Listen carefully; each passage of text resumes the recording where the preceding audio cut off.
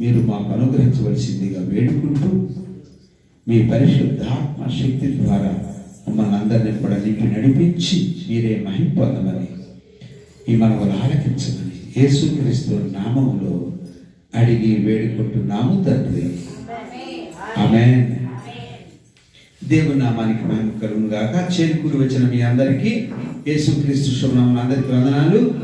అందరికీ వందనాలు. మనం దేవుని యొక్క వాక్యాన్ని జ్ఞాపకం చేసుకుందాం. మనం పరిశుద్ధ బైబిల్ గ్రంథం నుంచి మరి యోహాను రాసిన సువార్తను జ్ఞాపకం చేసుకుందాం. యోహాను రాసినటువంటి సువార్త 8వ అధ్యాయము 31వ వచనం నుంచి 44 వరకు మనం కొన్ని వచనాలు చూసినట్లయితే ఇక్కడ దేవుని యొక్క వాక్యం చక్కగా ఈ రీతిగా మాట్లాడుతున్నది. 8వ అధ్యాయం యోహాను సువార్త 8వ అధ్యాయం 31వ వచనం నుంచి చూద్దాం. కాబట్టి యేసు తనను నమ్మిన యూదులతో మీరు నా వాక్యమందు నిలిచిన వారైతే నిజముగా నాకు శిష్యులై ఉండి సత్యమును గ్రహించెదరు. అప్పుడు సత్యము మిమ్మును స్వతంత్రులుగా చేయునని చెప్పగా వారు మేము అబ్రహాము సంతానము, మేము ఎన్నడను ఎవనికిని దాసులమై ఉండలేదే, మీరు స్వతంత్రులుగా చేయబడుదురని ఏల చెప్పుచున్నావని ఆయనతో అనిరి. అందుకు యేసు పాపము చేయు ప్రతి వాడును పాపమునకు దాసుడని మీతో నిశ్చయముగా చెప్పుచున్నాను. దాసుడు ఎల్లప్పుడును ఆ ఇంటిలో నివాసము చేయడు, కుమారుడు ఎల్లప్పుడును నివాసము చేయును. కుమారుడు మిమ్ములను స్వతంత్రులనుగా చేసిన యెడల మీరు నిజముగా స్వతంత్రులై యుందురు. ఇక్కడ మనం గమనిస్తూ ముందుకు వెళదాం. దేవుని నామానికి మహిమ కలుగుగా. ఇక్కడ యేసు ప్రభువారు ఆనాటి యూదులతో మాట్లాడినటువంటి సందర్భాన్ని మనం చూస్తాం. అంటే దేవుని ప్రజలు ఉన్నారు, యేసు ప్రభు ఉన్నాడు. వారిద్దరి మధ్య సంభాషణ, కూర్చున్న మనందరితో దేవుడు మనతో మాట్లాడినట్లుగా ఆనాడు యేసు ప్రభు వారు ఆ కూడి వచ్చినటువంటి ప్రజలతో మాట్లాడుతూ ఉండి సత్యాన్ని గురించి బోధిస్తూ ఉన్నాయి. మీరు సత్య మార్గంలో ఉండాలి, మీరు సత్య మార్గంలో నడవాలి, మీరు సత్య మార్గములో నడుస్తూ ముందుకు వెళ్ళినప్పుడు అదే తండ్రి చిత్తము, దేవుని చిత్తము, దేవునికి ఇష్టమైనటువంటి పని అని మరి ఆ యేసు ప్రభు వారు చెబుతున్నప్పుడు వారు కూడా మేము అబ్రహాము సంతానము, మేము ఎప్పుడు ఎన్నడూ ఎవరికి దాసులము కాలేదు. అంటే యేసు ప్రభుకి వారికి మధ్య వాదోపవాదాలు జరుగుతూ ఉన్నాయి. సత్యాన్ని గురించి బోధిస్తున్న యేసు ప్రభుకి ఇంటున్న ప్రజలకు మధ్య వాదోపవాదాలు జరుగుతూ ఉన్నాయి. యేసు ప్రభు సత్యాన్ని గురించి మాట్లాడుతుంటే సత్యం మిమ్మల్ని స్వతంత్రులుగా చేసిందంటే అంటే మేము దాసులమా, మేము అబ్రహాము సంతానం, అంటే యెహోవా దేవుని ఏర్పాటు చేసుకొని పిలుచుకొని ప్రత్యేకించుకున్నటువంటి ఆయన సంతానమై ఉన్నాం. అబ్రహాము దేవుని కుమారుడై ఉన్నాడు, మేము ఆయనకు కుమారులము కుమార్తెలుగా ఉన్నాం. మేము అసత్యములో ఎప్పుడు జీవించలేదు, మేము ఎప్పుడు బానిసలము కాదు, ఎప్పుడు కూడా స్వతంత్రులమే, మేము దేవుని బిడ్డలమే అని బల్లగుద్ది చెప్తా ఉన్నారు. అయితే యేసు ప్రభు వారు అంటున్నాడు కదా, పాపము చేయు ప్రతి వాడు పాపమునకు దాసుడు.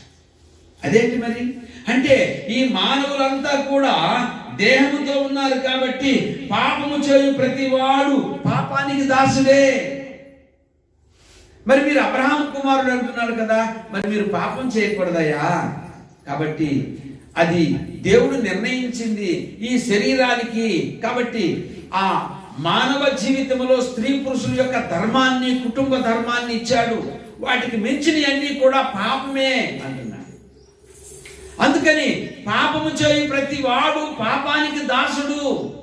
కుమారుడు ఎప్పుడు ఎల్లప్పుడు ఇంట్లో ఉంటాడు, దాసుడు ఎప్పుడు ఇంట్లో ఉండడు. దాసుడు పని చేస్తూ ఉంటాడు, బయటకు వెళుతూ ఉంటాడు.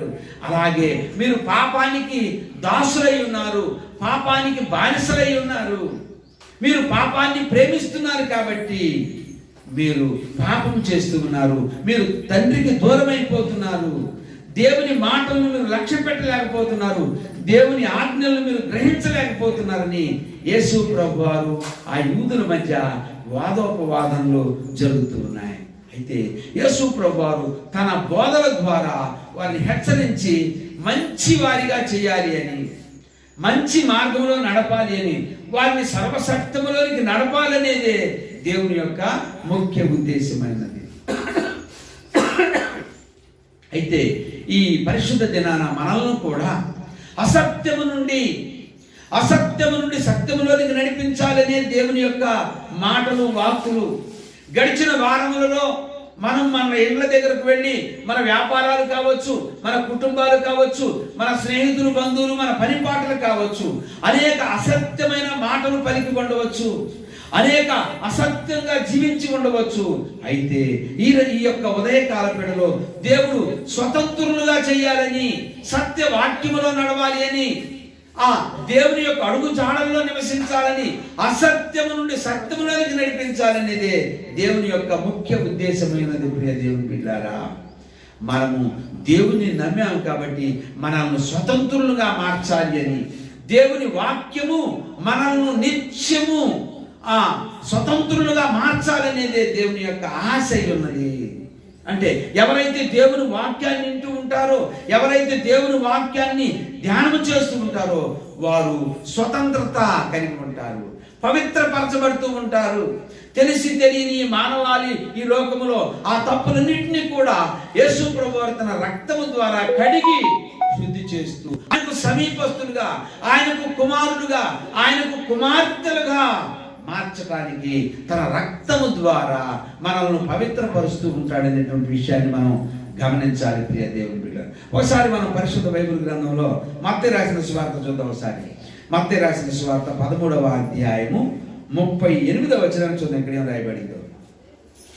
మత్తయి రాసిన సువార్త 13వ అధ్యాయము 38వ వచనం చూద్దాం. పొలము మంచి విత్తనము విత్తువాడు మనిషి కుమారుడు, పొలము లోకము, మంచి విత్తనములు రాజ్య సంబంధులు, గురుగులు దుష్టుని సంబంధులు. ఇక్కడ ప్రభువారు విత్తువాణిని గురించినటువంటి ఉపమానం ఈ 13వ అధ్యాయంలో చెప్తూ ఈ యొక్క వచనానికి వచ్చేటప్పటికే 38వ వచనానికి వచ్చేటప్పటికే పొలం అంట, అంటే ఈ భూమి అంతా కూడా దేనికి? లోకానికి, లోకము. ఈ లోకములో మరి ఒక యజమానుడు గోధుమలు ఎత్తుతున్నాడంట, మరొక యజమానుడు గురుగులు ఎత్తుతున్నాడు.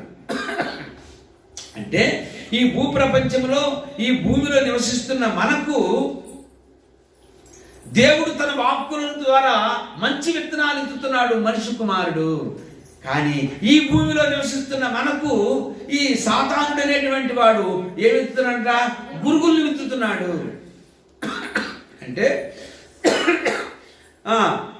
పనికిరానివన్నీ కూడా, ఒకవేళ అబద్ధం, ఇహలోక సంబంధమైనటువంటి ఆశలు కావచ్చు, ఇహలోక సంబంధమైన కోరికలు కావచ్చు, ఇహలోక సంబంధమైనటువంటి ఈ శరీర కార్యాల గురించి రాయబడి ఉన్నాయి గలతీ పత్రికలో.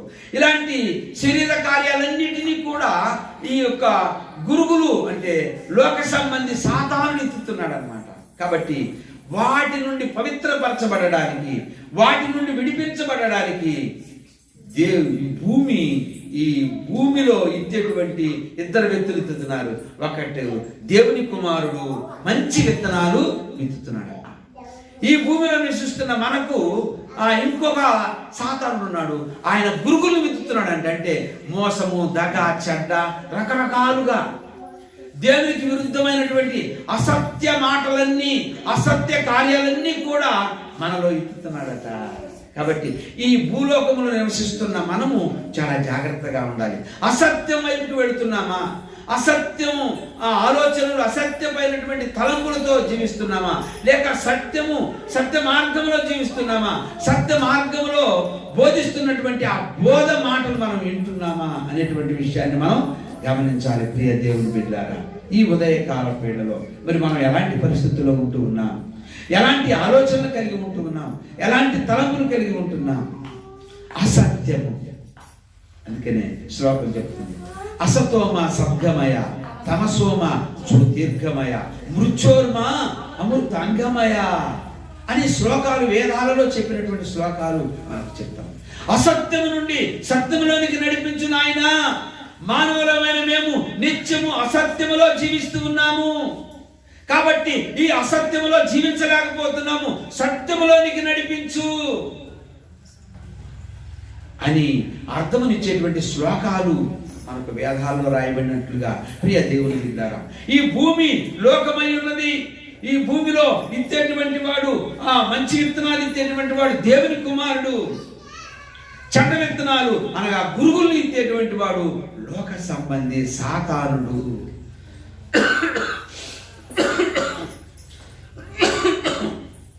కాబట్టి మరి మనం ఎలా ఉండాలంట?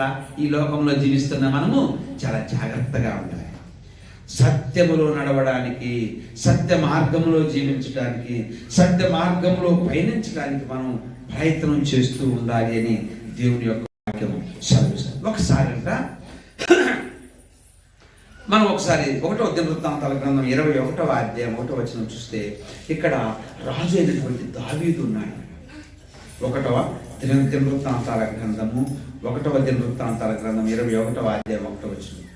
దావీదంట ఒక రాజ్యాన్ని పరిపాలన చేస్తాడు.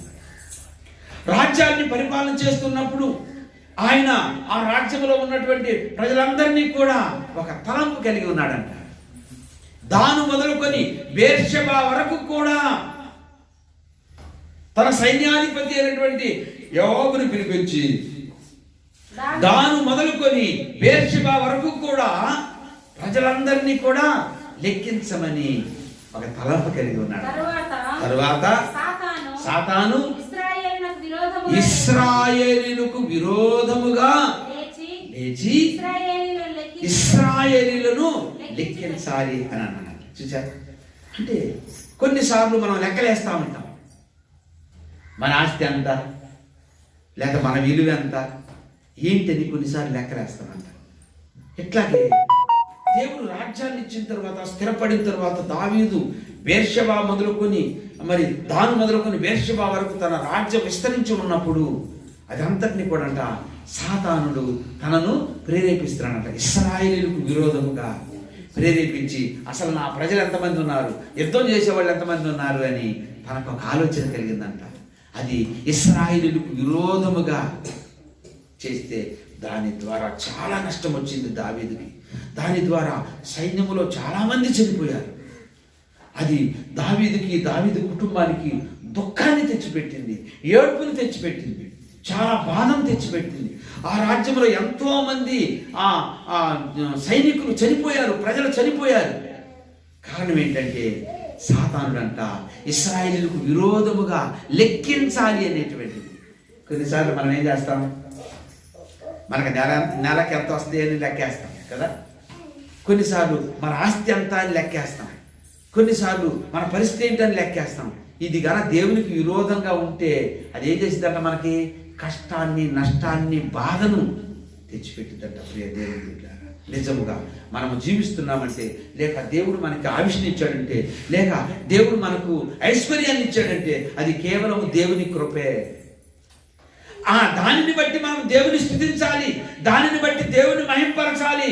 అంతేకాని మనకు వచ్చిన ఆలోచనలు మనకు విరోధంగా వచ్చాయా, లేక దేవునికి అనుకూలంగా వచ్చాయా అనేటువంటి విషయాన్ని మనం గమనించాలి. ప్రియ దేవుని బిడ్డ, ఇశ్రాయేలీయులకు విరోధముగా లెక్క వేయాలని తలంపు వచ్చినప్పుడు అది ఇశ్రాయేలీయులకు రాజైన దావీదుకు కష్టాన్ని, నష్టాన్ని, బాధను, దుఃఖమును తెచ్చినట్లుగా మనం మన జీవితాల్లో చూస్తాం. అలాగే మత్తయి సువార్త 4వ అధ్యాయం 1వ వచనం నుంచి 14వ వచనం వరకు మనం చూస్తే ఇక్కడ సాతానుడు అంటే యేసు ప్రభువారు ఉపవాసం ఉన్నటువంటి సందర్భం మనకు కనిపిస్తాం. మనం సహజంగా ఉపవాస ప్రార్థనలు చేస్తూ ఉంటాం. ఇళ్లలో ఉపవాసాలు ఉంటూ ఉంటారు కదా.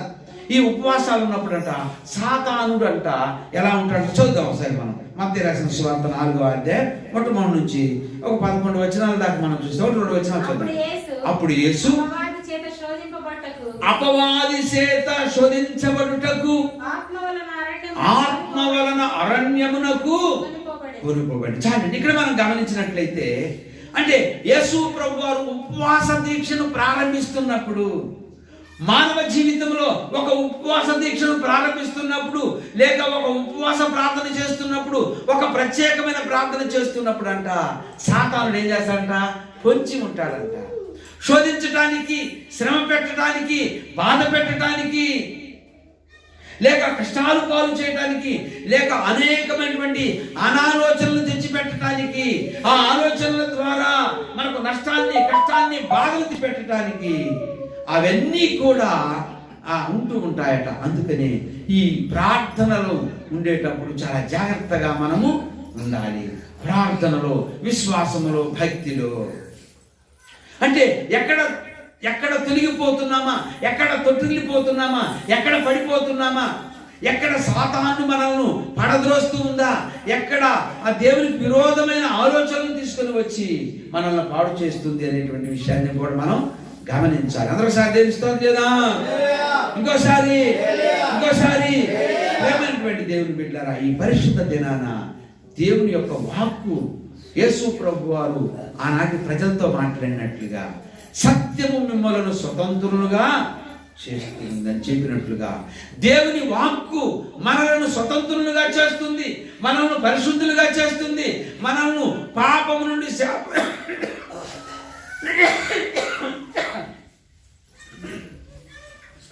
దేవుని యొక్క వాక్కు మనల్ని పాపము నుండి, శాపము నుండి విడిపిస్తుంది.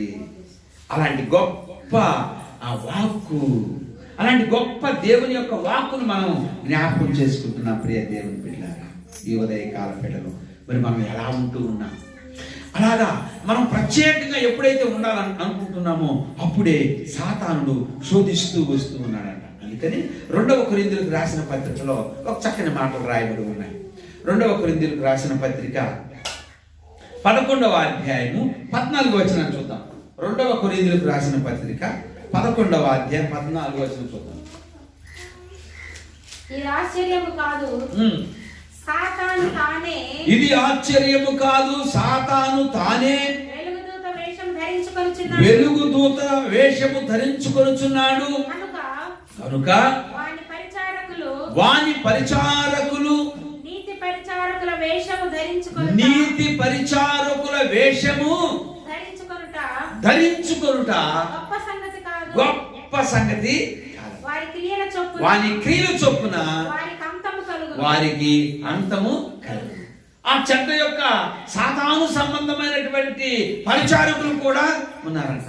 వారు ఎలా చేస్తారంట? వారు నీతి పరిచారకుల వలె ఉంటారంట. నీతి పరిచారకుల వలె వేషము వేసుకొని ఉంటారంట.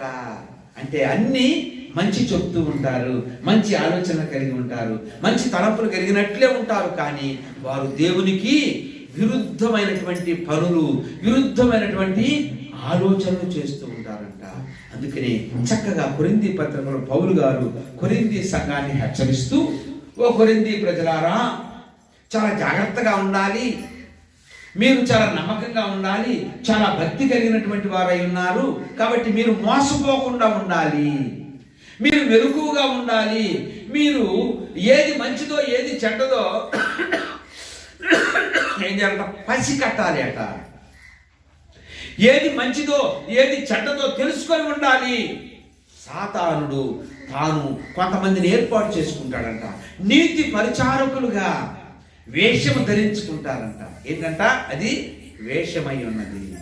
అది ఆ వేషము ధరించుకొని నీతి పరిచారకులుగా సలామణి అవుతుంటారంట. కానీ వాళ్ళ క్రియలు మంచివి కాదంట, వాళ్ళ క్రియలు చెడ్డవి, వాళ్ళ ఆలోచనలు చెడ్డవి, వాళ్ళ తలంపులు చెడ్డవి. పేరుకు మాత్రమే నీతి పరిచారకుల్లాగా ఆ వేషాలు వేసుకొని తిరుగుతూ ఉంటారంట. అందుకని యేసు ప్రభు వారు ఆనాడు ఆయనతో వచ్చినటువంటి యూదులతో అంటున్నాడు, మీరు సత్యమును మిమ్మలను సత్యము స్వతంత్రులుగా చేసిందయ్యా.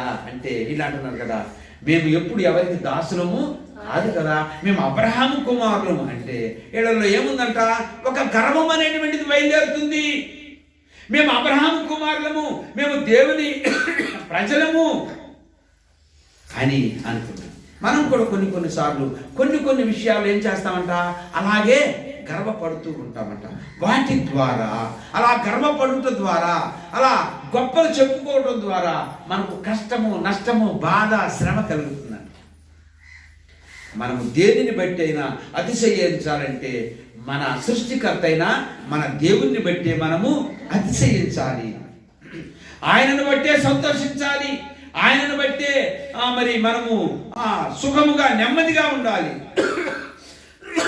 ఎందుకంటే ఆయన మనల్ని బ్రతికించేవాడు, మనకు నెమ్మదినిచ్చేవాడు, మనకు ఆరోగ్యమునిచ్చేవాడు, మనకు ఐశ్వర్యమునిచ్చేవాడు, మనల్ని కాచేవాడు, కాపాడేవాడు, మనల్ని స్వతంత్రులుగా చేయగలిగిన వాడు ఎవరంటే ఆయనే. కాబట్టి ఈ యొక్క మత్తయి సువార్త 13వ అధ్యాయంలో భూమిని గురించి, ఆ భూమి అంతా కూడా లోకానికి సాదృశ్యంగా ఉందంట. ఆ భూమిలో దేవుని కుమారుడు మంచి విత్తనాలు ఎత్తుతున్నాడంట, సాతానుడు గురుగులను ఎత్తుతున్నాడట. గురుగులకు అవి కూడా కలిసి పెరిగాయి. కోతకాలమున వాటిని వేరు చేసి అగ్నిలో కట్టలు కట్టి అగ్నితో కాల్చివేశారంట. కోతకాలమున మంచి పంటను, గోధుమలను సమకూర్చి వాటిని కొట్లలో సమకూర్చి భద్రపరిచారట. అలాగే నీతిమంతులుగా సర్వసత్యములో నడిస్తే, సత్యములో మనం నడుస్తూ ముందుకు వెళ్ళినట్లయితే మనల్ని కూడా మనం ఎలా ఉంటాం, భద్రం చేయబడతాం. దేవుని చేతిలో భద్రం చేయబడతాం. దేవదూతల ద్వారా భద్రం చేయబడతాం. దేవుని రాజ్యములో భద్రం చేయబడి దేవుని ద్వారా బలా నమ్మకమైన మంచి దాసుడా, దాసురాలా అని అనిపించుకుంటాం. ఒకవేళ మనము గురుగుల ద్వారా, అనగా ఒకవేళ సాతాను ద్వారా, గురుగుల ద్వారా గురుగుల్లాగా మారినట్లయితే వాటి గతి కలిసి పెరుగుతాం, అన్నీ ఉంటాయి. కానీ వాటినంట కట్టలు గట్టి వేరు చేయబడతాం.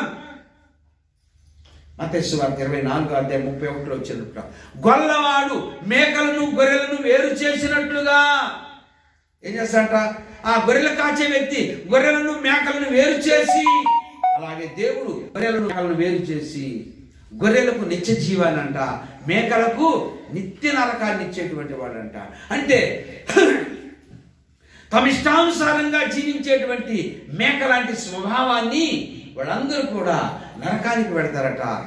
యజమాను ఆలోచన ప్రకారంగా, యజమాని మాట విని, యజమాని యొక్క అడుగుచాడలు నడిచే గొర్రెల లాంటి మనుషులను, గొర్రెల లాంటి స్వభావాలను, అలాంటి నీతిమంతులను ఆయన తన రాజ్యంలోనికి సమకూరుస్తూ ఉంటాడట. ప్రియ దేవుని బిడ్డలారా, మరి మనం ఏ గుంపులో ఉండాలని ఆశపడుతూ ఉన్నాం?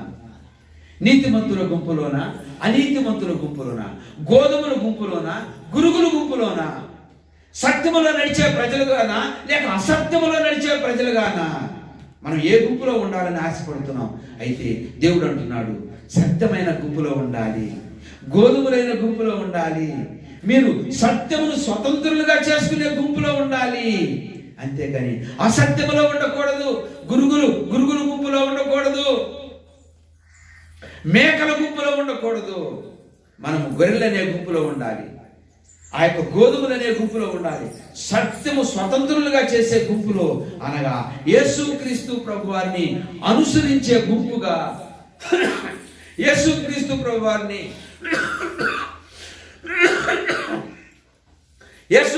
ప్రభువారిని అనుసరించి ఆయన అడుగుజాడల్లో నడిచే గుంపులో మనం ఉండాలి అని ఈ మధ్యాహ్న కాల వేళలో పరిశుద్ధాత్మ దేవుడు తన వాక్కుల ద్వారా మనల్ని హెచ్చరిస్తున్నారు. ఒకసారి మనం ఎఫెసీయులకు రాసిన పత్రిక చూద్దాం.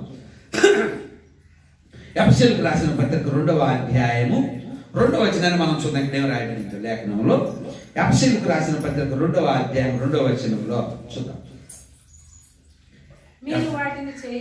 మీరు వాటిని చేయుచు వాయుమండల సంబంధమైన అధిపతిని అనగా అవిధేయులైన వారిని ఇప్పుడు ప్రేరేపించు శక్తికి ఇప్పుడు ప్రేరేపించు శక్తికి అధిపతిని అనుసరించి ఈ ప్రపంచము ధర్మము చొప్పున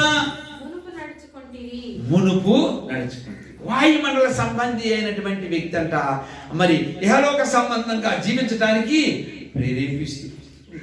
ప్రేరేపిస్తూ ఉంటాడు. కాబట్టి అలాంటి ప్రేరేపణలకు కొన్నిసార్లు మనకు డబ్బులు అంటే ఆశ కాబట్టి అది కడదాం, ఇది చేద్దాం, అది చేద్దాం అంటే చివరికి మోసమే, ఉన్న డబ్బులన్నీ వెళ్ళిపోతాయి. దాని ద్వారా నష్టము, కష్టము, బాధ, శ్రమ, దుఃఖము కదా. భార్య బిడ్డలు అందరూ కష్టంగా బాధపడాల్సిందే. ఎందుకంటే అలాంటి పరిస్థితి, అలాంటి ప్రేరేపణ, అలాంటి ఆలోచనలు మనం ఏం చేస్తాం, లొంగిపోతాం, ఆశపడతాం.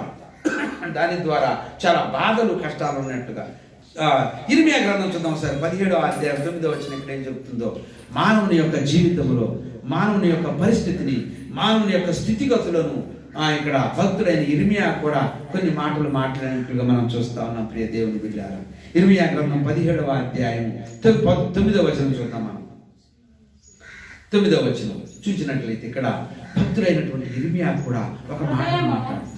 హృదయాన్ని గురించి మాట్లాడుతున్నాడు. మనిషిలో ఉన్న హృదయాన్ని గురించి మాట్లాడుతున్నాడు భక్తుడు. హృదయం అన్నిటికంటే మోసకరమైనది, అది ఘోరమైన వ్యాధి. దాన్ని మించగలిగిన వాడు ఎవరు? ఒకని ప్రవర్తనను బట్టి వాని క్రియలు ఫలము చొప్పున వానికి ప్రతీకారము చేయుటకు యెహోవా అను నేను హృదయమును పరిశోధించువాడను, అంతరంద్రియములను పరీక్షించువాడను, న్యాయ విరోధముగా ఆస్తి సంపాదించుకునివాడు, తాను పెట్టని గుడ్లను పొదుగు కౌచు పిట్టవలే ఉన్నాడు. ఈ చరిత్ర చక్కగా రాయబడి ఉన్నది. అంటే మానవుని యొక్క దురాశను గురించి రాయబడి ఉన్నది ఈ ఇర్మియా గ్రంథం 17వ అధ్యాయం 9వ వచనం నుంచి మనం చూసుకుంటూ వస్తే. ప్రియ దేవుని బిడ్డలారా, కాబట్టి ఆ అవిశ్వాసపు తలంపులు, అవిశ్వాసపు ఆలోచనలు, అజాగ్రత్తగా ఉండడం, దేవునికి విరోధమైనటువంటివి కాకుండా దేవునికి నమ్మకమైనటువంటి వారిగా, నమ్మకమైన ఆలోచనలు కలిగి, నమ్మకమైనటువంటి బిడ్డలుగా మనం జీవించాలి అని ఆ యేసు ప్రభు వారు ఆనాడు యూదులకు చెప్పినట్లుగా సత్యం మిమ్మల్ని స్వతంత్రులుగా చేస్తుంది. అలాగే దేవుని మాటలే మనల్ని స్వతంత్రులుగా చేస్తాయి, జీవాన్ని ఇస్తాయి, రక్షణని ఇస్తాయి, మారు మనసునిస్తాయి, స్వస్థతనిస్తాయి, ఆరోగ్యాన్ని ఇస్తాయి, కోరికల మీద నియంత్రణ ఇస్తాయి. అంటే మనకు మంచి తలంపులు కలిగి మనం జీవిస్తాం, దేవుని ప్రేమలో మనం సాగిపోతాం. అందుకని భక్తుడు అంటున్నాడు కదా, హృదయం అన్నిటికంటే మోసకరమైనది. మనలో ఉండే ఆ హృదయం అంట మోసకరంగా ఆలోచిస్తూ ఉంటుందంట, తృప్తి లేదంట హృదయానికి. అది ఎన్నెన్నో ఆశిస్తూనే ఉంటుందంట, ఆలోచిస్తూనే ఉంటుందంట. కాబట్టి ఆ ఆశను నియంత్రణ లేకపోవటం, లేక నిగ్రహించుకోలేకపోవడం ద్వారా మనకు కష్టము, నష్టము, బాధ, శ్రమ కలుగుతుందని ఈ ఉదయకాల వేళలో ఆ దేవదేవుని యొక్క వాక్యం ద్వారా మనం నేర్చుకుంటున్నాం, తెలుసుకుంటున్నాం. మరి మనం ఎలా ఉండాలంట? స్వతంత్రులుగా ఉండాలంట. అంటే దేవుని మాటలు విన్నప్పుడు మనకు స్వతంత్రులం అవుతాం. మనం ఎప్పుడైతే దేవుని మాటలు వింటామో గోధుమల వలె ఉంటాం. మనం ఎప్పుడైతే దేవుని మాటలు వింటామో గొర్రెల గుంపు వలె మనం ఉంటాం. ఎప్పుడైతే దేవుని మాట వింటామో ఈ హృదయాన్ని మనము ఈ హృదయాన్ని జయిస్తాం, హృదయ కోరికలను జయిస్తాం, హృదయ ఆలోచనలు, తలంపులను జయించి ప్రభు యొక్క ఆలోచనలు, ప్రభు యొక్క దీవెన, ప్రభు యొక్క మహిమ కలిగి మనం ఉంటామని ఈ పరిశుద్ధ ఆత్మదేవుడు, ఈ పరిశుద్ధ ఆదివారం నందు పరిశుద్ధాత్మదేవుడు, ఆ తండ్రి కుమార పరిశుద్ధాత్మదేవుడు మనతో మాట్లాడుతూ ఉన్నాడు. ఆ రీతిగా మనం సాగిపోదాం. దేవుడి కొద్ది మాటలు దీవించును గాక. ఆమేన్. అందరం తల వంచి కళ్ళు మూద్దాం, ప్రార్థన చేసుకున్నాం. ప్రార్థన. పరిశుద్ధుడు ఓ తండ్రి, ప్రేమ నమ్మకం కలిగిన మా ప్రభువా, నీకు వందనాలు నాయనా. మరి మేము ఈ డిసెంబరు చివరి ఆదివారంలోనికి వచ్చాం. కనికరించండి, మీరు మహిమ పొందండి నాయన. మరి ఈ ఆదివారం దినాన సత్యం మిమ్మల్ని స్వతంత్రులుగా చేస్తుందని యేసు ప్రభువా మీ వాక్కుల ద్వారా మాతో మాట్లాడినందుకు నీకు వందనాలు నాయన. కనికరించండి, మీరే మహిమ పొందండి. మీ సన్నిధిని మాతో ఉంచండి. మరి నూతన నెలలో ఇక మేము బుధవారం ప్రవేశించబోతూ ఉండగా నూతన ఆలోచనలు, నూతన తలపులు, నూతన క్రియలు కలిగి మేము జీవించడానికి నీ పరిశుద్ధాత్మ శక్తితో నింపి నడిపించి మీరే మహిమ పొందమని నీ వాక్కులను మా జీవితాలలో ఫలింపచేసి సత్యములో జీవించక అసత్యములో జీవించక సత్యములో జీవించడానికి నీ ఆత్మ నింపుదల, కాపుదల, భద్రత మాకు అనుగ్రహించవలసిందిగా వేడుకుంటూ ఈ పరిశుద్ధ మాటల కొరకై నీకు వందనాలు, ఈ పరిశుద్ధ దినం కొరకై నీకు వందనాలు, నడిపించిన ప్రతి బిడ్డ కొరకై నీకు వందనాలు, స్తోత్రాలు చెల్లించుకుంటూ మా హృదయాల్లో ఫలింపచేసి దీవించి ఆశీర్వదించమని యేసు నామమున అడిగి వేడుకుంటున్నాము తండ్రి. ఆమేన్. ఆమేన్.